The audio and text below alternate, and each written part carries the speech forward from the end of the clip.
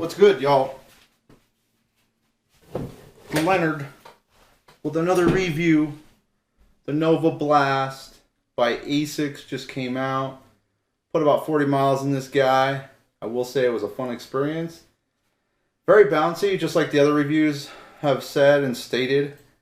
I will say when I first put on the shoe, this inside part of the shoe right here definitely feels like a rail which guides you on the inside.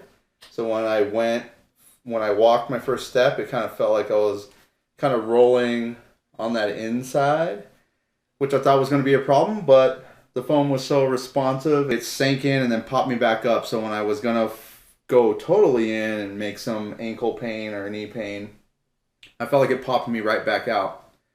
You know, furthermore about the shoe, I think the laces are pretty cool. I like the lacing, how they feel. How they tie down is very different. Double knotting the shoe is definitely something that you'll have to do. You can't just single knot it, it comes apart. The tongue is a little bit longer, but I love a longer tongue. I feel like it just creates better fit overall. I love it how it comes up on the front part of my foot.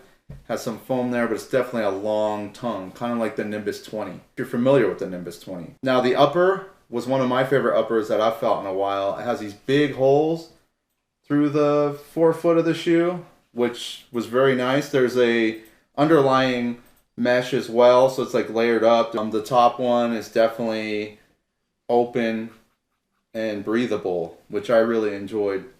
Now I felt like this kept me on my toes, like I said in the initial review, and I felt like it just had a lot of pop, and I felt like my times were just naturally faster because I felt myself going faster. Now the weight of the shoe is a little bit heavier compared to the Nike Zoom Fly, or I didn't run in the Vaporfly, but the Zoom Fly I did run in, and it kind of has that going on with the toe action, and then the weight is similar. So that's the only shoe I could really compare it to. Now the heel, I could really feel the heel when I step into it.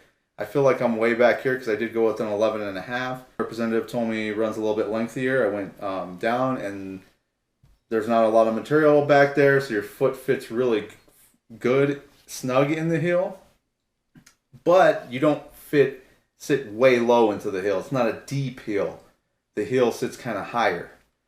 And so I just really enjoyed this shoe. It's the cushioned like a Hoka, but then kind of narrow. That's the only drawback of the shoe. If they just push these rails out a little bit more, I would say that would be welcoming. Size is spot on. I wore a thin sock. Some people were having trouble wearing that thin sock and having your foot slide around. I didn't have no foot sliding problems, and even if it slid a little bit, it was comfortable.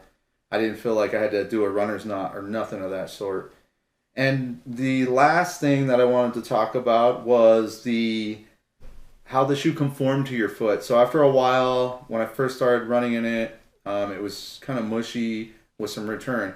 Lately, I've been feeling like it's really firm down. Like it's maybe condensed after a lot of runs, and then has somewhat of a firmer responsiveness. Like it's gotten firmer, which is crazy because I've never had that in a shoe before. But it's still soft. It's not completely a rock or anything, and that's what I had a problem with the Zoom Fly. That plate in there just really made for a stiff ride that hurt my knees. So I'm going to weigh this shoe, and I'll get you on your way. If you have any questions, just let me know. Because I haven't run in the Vaporfly or Alpha Fly or any of that. I didn't even run in the Evo ride, so I did run in the Nimbuses, and those reviews will be coming up too. This is a size 11.5, and that's weighing 10.7 ounces. That's a lot lighter than I thought it was. But it's not clunky at all. It's aerodynamic. Kind of has that thing going on in the back, like a Nike, the newer Nikes. So like I said, if you have any other questions, just let me know. Peace.